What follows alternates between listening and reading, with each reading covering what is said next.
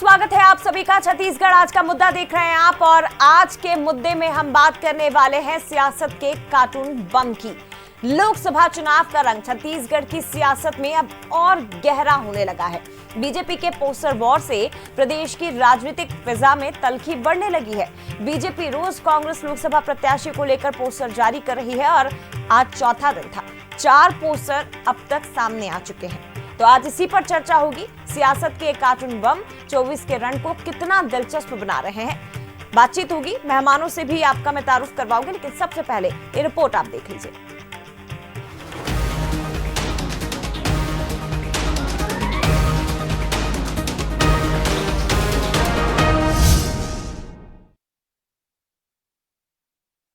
ये सिर्फ 4 पोस्टर नहीं हैं, ये सियासत के कार्टून बम हैं जो बीजेपी की तरफ से कांग्रेस उम्मीदवारों की तरफ फेंके जा रहे हैं।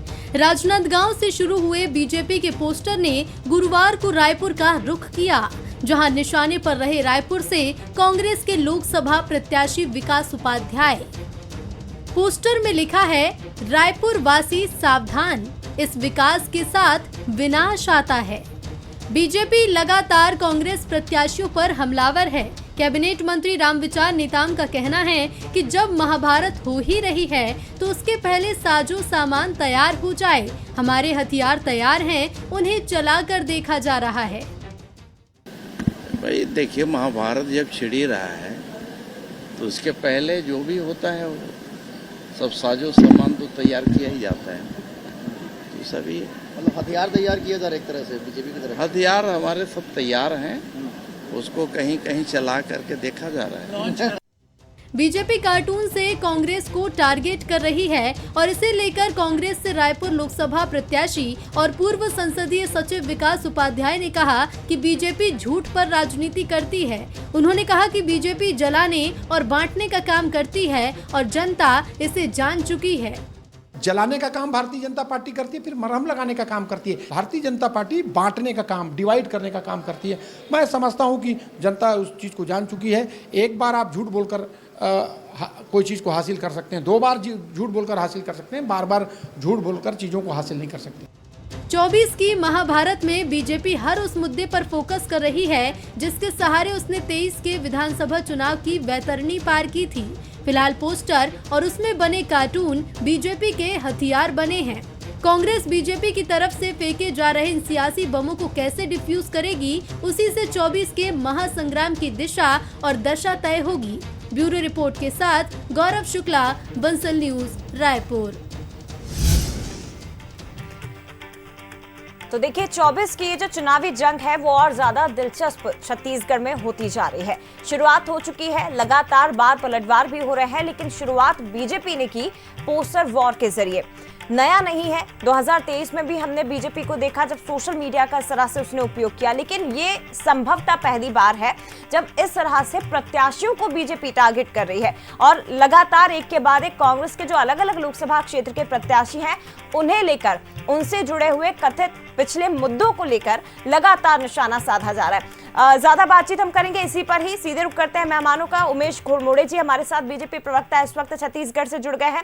इसके साथ ही सत्यप्रकाश सिंह जी हमारे साथ कांग्रेस से पक्ष रखने के लिए जुड़े हैं। अनिरुद्ध दुबे जी वरिष्ठ पत्रकार हमारे साथ जुड़े हुए हैं। आप सभी का बहुत स्वागत है।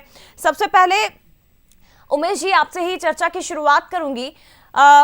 सोशल मीडिया का उपयोग हमने हमेशा देखा है, बीजेपी किस तरह से चुनावों में करती आई है, उसका उपयोग करके आप जनता के बीच हमेशा एक अपनी मौजूदगी दर्ज करवाने की कोशिश करते हैं। लेकिन ये जो चुनावी हथियार ऐसा लग रहा है आपने सोशल मीडिया को बनाया हुआ है, टारगेट आप कर रहे हैं एक एक करके तमाम लोकसभा प्रत्याशियों को कांग्रेस के, और जिक्र किया जा रहा है राजनांदगांव का जहां भूपेश बघेल जी प्रत्याशी हैं, तो आप जिहाद को लेकर बात कर रहे हैं। आज आपने जो पोस्टर रिलीज किया उसमें आप विनाश की बात कर रहे हैं। क्यों, आखिर किस तरह का टारगेट कर रहे हैं आप प्रत्याशियों को? देखिए जया जी, चुनाव के मैदान में अपने तमाम संसाधनों का प्रयोग कांग्रेस भी करती है, हम भी करते हैं, तमाम राजनीतिक दल करते हैं। और जिस प्रकार से बीते 5 वर्षों के अंदर में छत्तीसगढ़ के हालात रहे हैं, चाहे बीरनपुर की घटना हो, कवर्धा की घटना हो, बस्तर जैसे सुदूर क्षेत्रों के अंदर में जिस प्रकार के धर्मांतरण के मामले निकल करके आए, लव जिहाद का मामला हो, ऐसे तमाम विषय लगातार निकल करके आते रहे और जनता जानती है, जनता ने पीड़ा झेला है और किस प्रकार से समाज में विभेद फैला, उन तमाम विषयों को जनता जानती है। किस प्रकार से राजधानी रायपुर की बात करूं, पूरे प्रदेश की बात करूं, किस प्रकार से सूखे नशे का काला कारोबार और तमाम तरह के नशीले पदार्थों का काला कारोबार और किस प्रकार से चरस गांजा से लेकर के तमाम चीजों की खेप और तमाम विषय निकल करके आए। बीते 5 वर्षों में किस प्रकार से चाहे जमीन में कब्जा करने का विषय हो या तमाम तरह के भ्रष्टाचार के विषय हो, ये तमाम विषय लगातार निकल करके आए और इन तमाम विषयों को हमने हर प्लेटफॉर्म पर, लोकसभा चुनाव की अभी शुरुआत हो रही है, इससे पहले भी विधानसभा चुनाव के दरमियान भी और बीते 5 वर्षों तक लगातार हर प्लेटफॉर्म पर हमने उठाने का प्रयास किया है। आपने और उठाए अभी भी उमेश जिस जी, प्रकार से जनता इन हम तमाम विषयों जानते को समझ हैं, रही है, ये बहुत लेकर के ये समझ में आता है उमेश जी। मेरा एक काउंटर क्वेश्चन है सर आपसे। ये हम जानते हैं कि आपने विधानसभा चुनाव के समय भी इन मुद्दों को उठाया था, लेकिन आपने सिर्फ सिंगल तरीके से प्रत्याशियों को टारगेट नहीं किया था, अगर मैं सही हूं तो। और इस बार आप प्रत्याशियों को टारगेट कर रहे हैं। क्या हम ये समझे कि 2023 में आपको इसका फायदा मिला, इसलिए 2024 में भी आप इन मुद्दों को उठाकर भुनाने की कोशिश में है? नहीं, देखिए, जिस प्रकार से कांग्रेस ने अपने प्रत्याशियों की घोषणा की है, ये तमाम चेहरे वही चेहरे हैं जिन्होंने बीते 5 वर्षों में छत्तीसगढ़ की भोली भाली जनता को छलने और ठगने का काम किया। जितने कृत्य मैंने गिनाए, उन तमाम कृत्यों से इन तमाम प्रत्याशियों के चेहरे दागदार हो चुके हैं और उन्हीं दागदार चेहरों को लेकर के ये फिर से जनता के बीच में जा रहे हैं। जनता इन तमाम विषयों को बेहतर तरीके से जानती है। जनता ने एक बार सबक सिखाया है और आने वाले समय के अंदर में इस प्रकार के चेहरों को जनता सिरे से खारिज करेगी और नकार देगी। ठीक है, सत्यप्रकाश जी क्या कहेंगे? तमाम जो आरोप उमेश जी की ओर से लगाए गए, इनका यह कहना है कि आपकी सरकार के समय, आपके कार्यकाल में आप लोगों ने कोई बहुत बड़ी उपलब्धियां हासिल नहीं की थी। जो कथित काम हुए हैं उन्हीं का खुलासा हम जनता के बीच कर रहे हैं, जनता को जागरूक करने की कोशिश की जा रही है। और अब केवल पोस्टर वॉर नहीं है, बल्कि रायपुर की अगर मैं बात करूं तो यहां से तो सांसदों को लेकर अब आपके जो कांग्रेस के बीजेपी के कार्यकर्ता हैं वो हाथ में पोस्टर लेकर सड़कों पर खड़े हुए हैं। लापता सांसद ज्योत्सना महंत को लेकर बताया जा रहा है कि कभी आपके बीच में ही नहीं पहुंची हैं। देखिए जया जी, एक चीज बोलना चाहूंगा, लोकसभा चुनाव है, देश का बहुत बड़ा पर्व, एक लोकतांत्रिक पर्व है ये। तो देखिए मेरे हिसाब से मुद्दा ये कतई नहीं हो सकता जनता के बीच में कि एक पूर्व मुख्यमंत्री की छवि को बदनाम किया जाए। ये कतई मुद्दा नहीं हो सकता है कि एक पूर्व मंत्री के परिवार की छवि को, उनके व्यक्तिगत तौर पे उनकी छवि को खराब किया जाए। ये भी कतई मुद्दा नहीं हो सकता कि एक महिला प्रत्याशी जो अभी भी सांसद है, महिला है, उनकी छवि को खराब करने की कोशिश की जाए। देखिए दरअसल मुद्दा क्या है, बीजेपी को मालूम है कि जनता हमसे सवाल मांग रही है, जनता 10 साल का हिसाब मांग रही है हमसे। महंगाई को लेकर जो बोला 100 दिन में हो, किसानों के एमएसपी की बात करें, देश का दुर्भाग्य है कि किसान और जवान आमने सामने खड़े हैं। आप युवाओं की बात करिए, 2 करोड़ रोजगार, चाहे आप खिलाड़ियों की बात कर लीजिए जो जंतर मंत्र बैठी रही और मोदी जी ने मुंह तक नहीं खोला। बीजेपी कोई भी छोटे से कार्यकर्ता ने भी मुंह नहीं खोला, पर मोदी जी तो प्रधानमंत्री हैं। तो वही मैं बोल रहा हूं कि हर वर्ग, कोई भी वर्ग उठा के, महिलाओं में आप अपराध की बात करें वो बढ़ गए, हर वर्ग इनसे जवाब मांग रहा है। जब जवाब मांग रहा है तो इधर उधर की बातें कर रहे हैं। एक भी आप भाषण उठा के देख लीजिए मोदी जी का, कहीं पे उन्होंने विकास के नाम पे वोट नहीं मांगा होगा, कहीं उन्होंने रोजगार के नाम पे वोट नहीं मांगा होगा, कहीं पे ये नहीं बोला होगा कि मैंने 500 में सिलेंडर दे दिया, कहीं पे उन्होंने ये नहीं बोला होगा 15 लाख दे दिए, कहीं पे उन्होंने ये नहीं बोला होगा कि मैं आपको रोजगार और दूंगा, हमने कमी हो गई है, भाले आपने नहीं दे पाए, मगर आप मान तो लीजिए, वो भी नहीं मांगा होगा। दरअसल अब तो एक नया सवाल और आ गया। उस देखिए जब भी कोई नया मुद्दा आता है भटकाने की कोशिश की, अब नया एक आ गया एसबीआई बॉन्ड। तो इसलिए बोला जनता जो सवाल कर रही है उसका जवाब ना दे रहा, इधर उधर की बातें हो रही है कि बिलो द बेल्ट इनको जाना पड़ रहा है, इसीलिए क्योंकि इनको मालूम है कि जनता सवाल करे। अब देखिए एक चीज और मैं बोलूंगा, इन्होंने बोले कि जितने प्रत्याशी है, भाई साहब ये भूपेश बघेल जी के नेतृत्व में जब सरकार चल रही थी 45 लाख लोग गरीबी रेखा से ऊपर आए थे। किसानों की अगर आर्थिक मजबूती हुई थी तो हमारी सरकार में हुआ था। आपको भी किसानों के बारे में सोचना अगर आप ये कह रहे हैं कि बीजेपी बिलो द बेल्ट जाकर इस तरह के पोस्टर रिलीज कर रही है, तो आप अपने सरकार के कार्यकाल के जो तमाम उपलब्धियां हैं वो गिनाइए ना। सर आवाज आ रही है आपको? मेरा सवाल काउंटर क्वेश्चन आपसे यह है कि अगर बीजेपी बिलो द बेल्ट जा रही है तो आप उपलब्धियां गिनाइए, आप भी रिलीज करिए ना। सोशल मीडिया पर तो आप भी जा सकते हैं। जया जी, हम सोशल मीडिया पे भी और हम जमीन पे भी हैं। जमीन पे हैं, जनता के मुद्दे उठा रहे, तभी तो 150 सांसदों को इनको निलंबित करना पड़ता है। जनता हमारे साथ खड़ी है, तभी तो उनको डर लगता है और असम में घुसने नहीं दिया जाता यात्रा को। ये जनता की आवाज को दबाने की कोशिश करते हैं और विपक्ष की आवाज को दबाने की कोशिश करते हैं। मगर अब लोकसभा चुनाव बहुत नजदीक है, जनता उनका जवाब देने के लिए खड़ी है और जनता खड़ी है इसलिए जवाब नहीं दे पा रहे ना। आप महंगाई पे बात क्यों नहीं करते? आप पोस्टर जारी कीजिए महंगाई पे, आप बेरोजगारी पे पोस्टर जारी कीजिए, आप 500 सिलेंडर देंगे उस पर पोस्टर जारी कीजिए, हम नहीं दे पाए, आप उस पर क्यों नहीं पोस्टर जारी करते? यही मैं बोला, मुद्दे से भटकाने के लिए ये पोस्टर जारी हो रहे हैं। चाहे मैंने जैसे बोला भूपेश बघेल जी की वजह से, उनके नेतृत्व में जो सरकार से 45 लाख गरीबी रेखा से ऊपर है, किसानों की आर्थिक मजबूती हुई। ठीक है अनिरुद्ध जी, मैं आपके पास आऊं, उससे पहले उमेश गोड़मोड़ी जी जल्दी से जवाब दीजिए सर। कितनी है वो सबके ठीक है सामने सत्यप्रकाश है। जी, तो यही मैं बोला, हमने काम किया, इनको उसी चीज घबराहट है। ठीक है उमेश गोड़मोड़ी जी। जवाब ले लेंगे। हाँ जी सर, आपको ही मौका दिया है, जवाब दीजिए। देखिए, कांग्रेस के प्रवक्ता यहां पर तमाम तरह के आरोप लगा रहे हैं, मुद्दे से भटकाने का आरोप यहां पर लगा रहे हैं। आपको किसने रोका है साहब?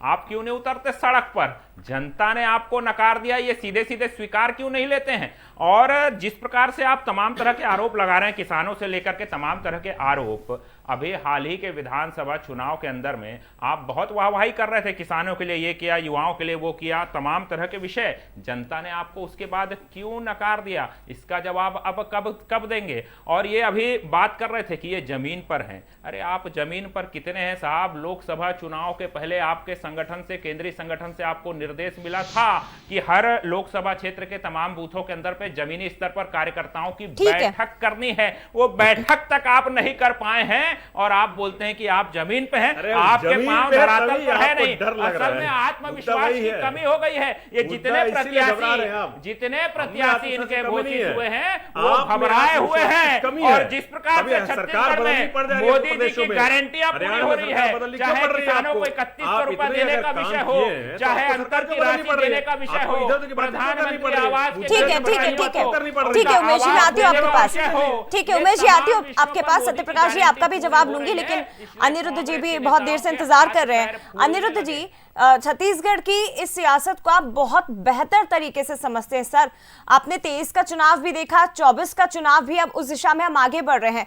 अगर मैं गलत नहीं हूं, मुझे करेक्ट करिएगा, अगर मैं गलत नहीं हूं तो सोशल मीडिया का उपयोग बीजेपी हमेशा करती आई है, लेकिन इस तरह से एक एक दिन में हर एक कांग्रेस के प्रत्याशी को लेकर पोस्टर जारी करना, ये शायद पहली बार हो रहा है। शायद अब ये किस तरह की रणनीति है बीजेपी की? सोशल मीडिया प्लेटफॉर्म का किस तरह से उपयोग करना है, बीजेपी बहुत अच्छे से जानती है कि हर एक प्लेटफॉर्म पर अपनी मौजूदगी दर्ज करवाकर जनता के बीच कैसे विपक्ष को हमें आड़े हाथों में लेना है। माहिर है बीजेपी इसमें। देखिए, आपने तो 2023 के चुनाव की बात की, हम 2003 के चुनाव पर ही आ जाएं। सोशल मीडिया का उस समय कोई जोर नहीं था, लेकिन जो 2003 के विधानसभा चुनाव के समय में जो भारतीय जनता पार्टी का आरोप पत्र जारी हुआ था, तो उस आरोप पत्र में जो है कार्टून ही बहुत बड़ा उभर कर सामने आया था। मतलब तत्कालीन जो है छत्तीसगढ़ के मुख्यमंत्री अजीत जोगी जी पुलिस की वर्दी में है, ऐसा यहाँ पे डंडा फंसाए हुए हैं और सिर पे टोपी है, वो एक अलग ही मुद्रा थी। तो वो लोगों का बरबस ध्यान खींचने वाली तस्वीर थी। और इधर देखिए, बात करें तो केवल भारतीय जनता पार्टी की ही बात नहीं है, कांग्रेस भी जो है अपना सोशल मीडिया का इस्तेमाल 2023 के चुनाव में बखूबी की थी। बिल्कुल। रमन का चश्मा करके एक वीडियो जारी हुआ था, और वो रमन का चश्मा जो है, मतलब एक ऐसा चश्मा, डॉक्टर रमन सिंह उस समय मुख्यमंत्री थे, तो ऐसा चश्मा कि उसमें सब कुछ उल्टा दिखाई देता है। और रमन का चश्मा एक जो है गीत की कुछ लाइनें बजती है, धुन बजती है, और एक युवा ने उसको जो तैयार किया था, तो उस युवा से जो रमन का चश्मा जो है तैयार हुआ था, वो गाना और उसका जो है विजुअल से दृश्य, उससे तत्कालीन मुख्यमंत्री भूपेश बघेल जी, उस समय तत्कालीन मुख्यमंत्री नहीं थे, उस समय वो तत्कालीन प्रदेश कांग्रेस अध्यक्ष थे, लेकिन बाद में जब मुख्यमंत्री बने तो वो इतने युवक से प्रभावित थे कि उसके बर्थडे में केक काटने उसके घर भी गए थे। तो मतलब जो एक कार्टून बनाने वालों का भी अपना एक अलग क्रेज होता है जया जी। अब बात अभी की करें कि जो 4 बड़े कार्टून सामने हैं, तो जहां तक कि मैं भूपेश बघेल जी की बात करूं, तो उसमें जो है वहां पे मोहम्मद अकबर जी और एजाज ढेबर जी से जोड़ा गया है। मोहम्मद अकबर जी मंत्री थे और एजाज ढेबर जी रायपुर के अभी वर्तमान में महापौर हैं। तो थोड़ा सा क्या है कि एक कुछ अजीब सा लगता है देख के।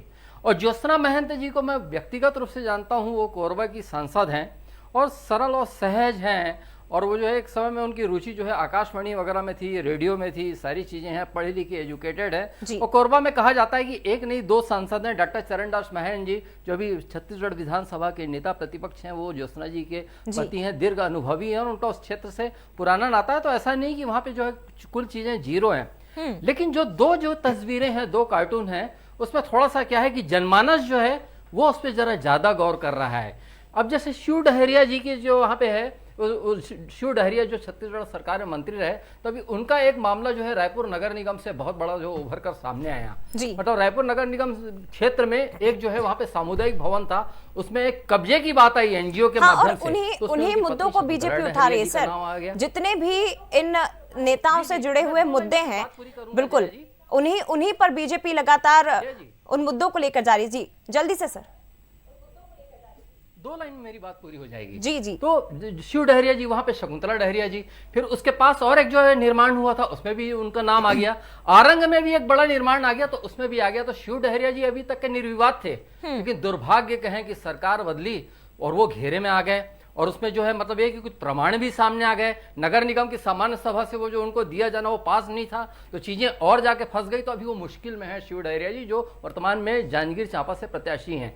विकास की जहां तक बात करें, विकास उपाध्याय रायपुर लोकसभा क्षेत्र से प्रत्याशी हैं, बहुत ऊर्जावान नेता हैं, दिल्ली में उनकी पकड़ है, लेकिन उनकी ही पार्टी में उनकी भयंकर असहमति है। मतलब भयंकर असहमत रहने वाले कांग्रेस में उनके भीतर है, तो इसलिए जो है विनाश शब्द या विकास शब्द जुड़ गया। और मैं वही कह रही हूँ ना सर कि उनसे ही जुड़े तमाम जो चीजें हैं उन्हीं को लेकर बीजेपी कहीं ना कहीं चोट करने की कोशिश कांग्रेस को और कांग्रेस के प्रत्याशियों पर कर रही है। उमेश जी, जो पोस्टर्स आपकी तरफ से रिलीज किए जा रहे हैं, हालांकि पहली बार नहीं है, जिक्र अनिरुद्ध जी ने भी किया है। 2023 में भी हमने देखा जब आपने मुख्यमंत्री जी का एक पोस्टर रिलीज किया था, रावण के रूप में उन्हें दिखाया गया था। भ्रष्टाचार, महंगाई, तमाम तरह की चीजें 10 से लगा के आप लोगों की ओर से पोस्टर रिलीज हुआ था, अगर मैं गलत नहीं हूं तो ऐसे में ये जो पोस्टर पॉलिटिक्स आपकी ओर से चल रही है, कांग्रेस ये कह रही है कि आप इसी तरह की राजनीति करते हैं, आप ओछी राजनीति करते हैं और इसी तरह से आप जनता के बीच पहुंचने का प्रयास कर रहे हैं।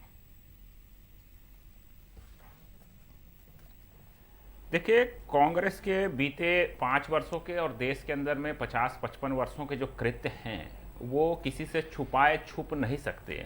अब जब कांग्रेस देश के अंदर में, इस प्रदेश के अंदर में मुद्दा विहीन हो चुकी है, इनके जो कार्य हैं इनका पीछा नहीं छोड़ रहे हैं, तो कांग्रेस इस प्रकार का लगन आरोप लगा रही है। कांग्रेस को किसने रोका है? कांग्रेस मैदान में उतरे, ये लगातार कहते रहे महंगाई महंगाई महंगाई महंगाई। जनता ने, छत्तीसगढ़ की जनता ने, राजस्थान की जनता ने, मध्य प्रदेश की जनता ने कांग्रेस को नकार करके सबक सिखा दिया। ये खिलाड़ियों की अभी बात कर रहे थे, खिलाड़ियों को बीते 5 वर्षों तक जो राष्ट्रीय स्तर के खिलाड़ी हैं उनको जो सम्मान मिलना चाहिए, जो नौकरी में उनको प्राथमिकता मिलनी चाहिए, क्यों 5 वर्षों तक रोक के रखा? ये मैं नहीं पूछ रहा हूं, ये छत्तीसगढ़ के वो तमाम होनहार खिलाड़ी पूछ रहे हैं जिनको आज हमने सम्मानित किया है। और माननीय खेल मंत्री जी ने आगे इस पर कार्रवाई करने और सभी उत्कृष्ट खिलाड़ियों को आगे जाकर के रोजगार की व्यवस्था, नौकरी की व्यवस्था करने की घोषणा की है। ऐसे अनेक विषय हैं। बीते 5 वर्षों तक किस प्रकार से छत्तीसगढ़ को माफिया का गढ़ बनाने का काम किया गया, किस प्रकार से रेत माफिया, कोल माफिया, तमाम तरह के विषय निकल करके आए। आज छत्तीसगढ़ की जनता पूछ रही है कि कांग्रेस की और कांग्रेस के तमाम नेता जो पोस्टरों में दिख रहे हैं, वो उन नेताओं की आखिर कौन सी मजबूरी थी जो पारदर्शी और ऑनलाइन प्रक्रिया कोल मामले की उसको ऑफलाइन इनको करना पड़ गया? ये कौन सी मजबूरी निकल कर उमेश जी, जैसा कि आपके सीनियर नेता ही कह रहे हैं, रामविचार नेताम जी, अभी आपने सुना होगा, आपके सीनियर नेता कह रहे हैं, रामविचार जी, सुना होगा आपने, अभी बाइट भी हम लोगों ने चलाई थी। ये महाभारत है और हम हथियार तैयार कर रहे हैं। ये हथियार है बीजेपी के, इन्हीं हथियारों के दम पर बीजेपी चुनाव लड़ेगी। देखिए, मैंने माननीय रामविचार नेताम जी को भी सुना और विकास उपाध्याय जी को भी सुना। मैं ये दोनों पे मैं जवाब देना चाहूंगा। और निश्चित तौर पे चुनाव है, चुनाव को भारतीय जनता पार्टी का कोई भी कार्यकर्ता, कोई भी नेता हल्के में नहीं लेता। और जो विषय है, जो मुद्दे हैं, हम मुद्दों के आधार पर राजनीति करते हैं और जो तमाम मुद्दे हैं वही चुनाव के अंदर में हथियार बनते हैं। और उन मुद्दों को जनता के लिए, आम जनता के लिए उठाना हमारा दायित्व बनता है, हमारा कर्तव्य बनता है। और यदि मुद्दे हथियार हैं तो हम उस हथियार को उठाएंगे और उसका भी प्रयोग आपने देख ही लिया है। दूसरी बात, मैंने विकास उपाध्याय जी के बयान को गंभीरता से सुना है, उस पर भी ले लेंगे क्योंकि मैंने राम विचार जी के बयान पर टिप्पणी कर दी है। विकास उपाध्याय जी कह रहे हैं कि बार बार झूठ नहीं चलता है। निश्चित तौर पे उनको शायद एहसास हो गया है कि किस प्रकार से 2018 में उन्होंने झूठ बोला था, 23 में उनका झूठ नहीं चला। वो कहते हैं कि बीजेपी जलाती है फिर बाद में मरहम लगाती है। तो अभी वो जनता के बीच में जाने की स्थिति में नहीं है क्योंकि नजरें नहीं मिला पा रहे हैं। तो जब जनता के बीच में वो जाएंगे तो निश्चित तौर पर ठीक है। सत्यप्रकाश जी, बड़े आरोप आपके ऊपर लगाए जा रहे हैं कि आपके प्रत्याशी जनता के बीच जाने की स्थिति में नहीं है, नजर कैसे मिला पाएंगे? आपकी सांसद 5 साल तक क्षेत्र में नहीं पहुंची है और अब वोट मांगने के लिए वहां पर पहुंच जाएगी। कह रहे हैं कि हम तो जनता को जागरूक कर रहे हैं, फिर कांग्रेस क्यों नहीं इसका जवाब दे रही है? आज जरूर एक पोस्टर रिलीज किया गया, ट्विटर पर एक ट्वीट किया है जरूर पूर्व मुख्यमंत्री की ओर से, लेकिन वो संतोष पांडे जी को लेकर किया गया। इन पोस्टर्स का जवाब क्यों नहीं दे रही है कांग्रेस? जय जी, देखिए, चाहे शीर्ष नेतृत्व तो बीजेपी का चाहे प्रदेश का हो, बिना कांग्रेस को अपशब्द कहे, बिना कांग्रेस का कोसे इनको पानी हजम नहीं होता है। देखिए, हम वो व्यक्ति हैं जो जब देश आजाद हुआ, जवाहरलाल नेहरू जी ने कभी ये नहीं बोला कि अंग्रेजों ने इतने देश अपने कब्जे में ले रखा था, हम कैसे विकास कर सकते हैं। हम वो व्यक्ति थे जिन्होंने विकास करके दिखाया। IIT एम्स आज वो बेचने के बावजूद 205 लाख करोड़ का कर्जा देश के ऊपर छोड़कर इन्होंने रख दिया। 111वें नंबर पर भुखमरी में देश खड़ा हुआ है। ये बात क्या कर रही है? किसी भी वर्ग उठा के देख लिया क्या भला हुआ होगा। अब मैं छत्तीसगढ़ की बात कर लेता हूं ना उमेश जी, मैं छत्तीसगढ़ में आ रहा हूं। ये हमने हमारे सांसद प्रत्याशी की बात कर, अरे दीपक बैज हो, ज्योत्सना महंत जी हो, सबसे ज्यादा उपस्थिति अगर संसद में किन्हीं की उन्हीं की है। इनके सांसद कितनी उपस्थिति हो, कितने सवाल छत्तीसगढ़ से रिलेटेड उठाया, पूछ लीजिए। रेलवे कितना बंद है, रेलगाड़ियां बंद है, उनके लिए कितना सवाल इन्होंने उठाया हो। तो देखिए, और दूसरी सबसे महत्वपूर्ण बात जो विकास उपाध्याय की बात कर रहे हैं, विकास उपाध्याय वही व्यक्ति है जो कोरोना में जनता के बीच में उपस्थित थे, जो जनता के लिए काम कर रहे थे। बीजेपी का एक कार्यकर्ता भी वहां पे नहीं था। देखिए, चुनाव में आप चुनाव में हार जीत एक अलग पहलू है। आपने जो जाति धर्म को लड़ाने का जो प्रोपेगेंडा बनाया, जो धर्म को धर्म से लड़ाने का जो प्रोपेगेंडा बनाया, भाई को भाई से लड़ाने का जो प्रोपेगेंडा बनाया, उसके तहत जनता आपकी बात लगाई है। आपने कोई काम अभी भी आप सिर्फ लफाफीबाजी कर रहे हैं, सिर्फ हवा में काम कर रहे हैं। महतारी वंदन में आदिवासी वर्ग की महिला को लाइन में लगा रहे हैं, आप मजदूर वर्ग की महिला को लाइन में लगा रहे हैं, उनको भी पैसा नहीं मिला है। आपने आवास की बात की, एक आवास स्वीकृत नहीं हुई। सर, एक-एक करके प्लीज। बोनस की बात 16 17 को 14 की दे रहे हैं, उसमें भी लाखों किसानों को अभी भी नहीं बोला। तो काम क्या इन्होंने किया है? चाहे 10 साल उठा के देख लीजिए इन्होंने क्या काम किया। और अब यहाँ छत्तीसगढ़ 3 महीने की सरकार में देख लिए, पिछले 3 महीने में 36 से ज्यादा चाकूबाजी हो गई रायपुर में। ये अखबार की रिपोर्ट में बताओ, डेली 3 घटनाएं जो चोरी डकैती की रायपुर में, राजधानी में हो रही है। नहीं सर, चाकूबाजी की घटनाएं आपके कार्यकाल में भी खूब हुई है, ऐसा नहीं है। वही मैं कह रही हूँ ना सर, कि इन्हीं मुद्दों को लेकर आपको भी जनता के बीच जाना पड़ेगा ना, कि क्या हो रहा है 3 महीने में, आपके 5 साल के कार्यकाल में क्या उपलब्धियां आपकी रही। मैं लौटूंगी सर आपके पास। दुबे जी, ये जो हम पोस्टर पॉलिटिक्स इस वक्त, सर मैं आती हूँ आपके पास, आती हूँ सर, आती हूँ, समय कम है सर, प्लीज सर, ठीक है, मैं मौका दूंगी सर, प्लीज सर, मैंने बहुत मौका दिया। दुबे जी से सवाल लेने दीजिए प्लीज सर। दुबे जी, आप मेरा सवाल सुन रहे हैं। जिस तरह से पोस्टर पॉलिटिक्स हम देख रहे हैं, सरकार बदलने के बाद ये पोस्टर क्या प्रदेश की सियासत में किसी बड़े बदलाव के संकेत देते दिखाई दे रहे हैं? या जो पोस्टर पॉलिटिक्स इस वक्त बीजेपी कर रही है, क्या असर दिखाएगी प्रदेश में 2024 के चुनाव में? जो बीजेपी 11 का 11 टारगेट लेकर चल रही है सीटों का, क्या असर दिखाएगी? मुझसे है जी सर, आपसे अनिरुद्ध दुबे जी, आपसे जी, क्योंकि दोनों बहस में थे मेरे मित्र और अच्छी बहस हो रही थी जी। स्वागत है उस बहस का, तो मैं सुन नहीं पाया था। खैर, आपके सवाल का मैडम मुझे यही कहना है कि राम विचार नेताम जी का आपने जो कोड किया जब उमेश जी से बात कर रही थी आप, तो उसमें यह कि महाभारत है और हम हथियार तैयार कर रहे हैं। लेकिन ये भी सत्य है कि महाभारत में दानवीर कर्ण या फिर गुरुदेव द्रोणाचार्य या फिर अभिमन्यु की जो वीरगति हुई वो पैंतरेबाजी से ही हुई। और दूसरी बात, निश्चित रूप से जब भारतीय जनता पार्टी का जो सरकार में वापस लौटी, आप ये ध्यान रखिए कि इनका जो है मतलब एक है कि रुतबा या फिर इनका जो जोश खरोश या जो एक ऊर्जा जो पैदा हुई थी विधानसभा चुनाव के, वो अगस्त, सितंबर और अक्टूबर का 3 महीना महत्वपूर्ण था। उसके पहले तो ऐसा लोग मान के चल रहे थे कि सरकार नहीं आएगी भारतीय जनता पार्टी की, और आ गई तो निश्चित रूप से उत्साह है। और जो मंत्रिमंडल में कुछ शामिल लोग जो हुए हैं, बहुत मजबूत और बहुत व्यापक सोच रखने वाले लोग हैं। लेकिन इसमें जहां तक कि कांग्रेस की भी अपनी जो तैयारी है, तो एक भूपेश बघेल जी खुद जो है मतलब दमखम के साथ उतरे हैं, तो निश्चित रूप से चुनाव रोचक हो गया है।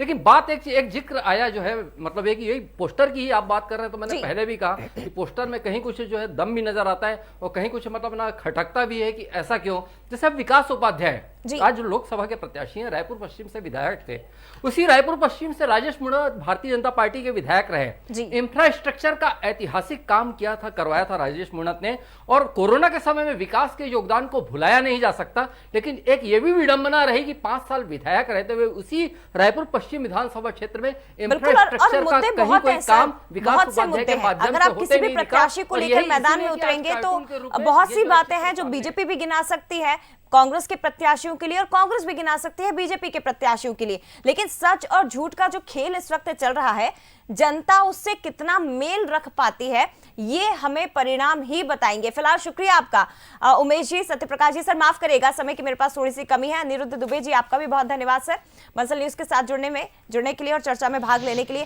फिलहाल आज का मुद्दा में इतना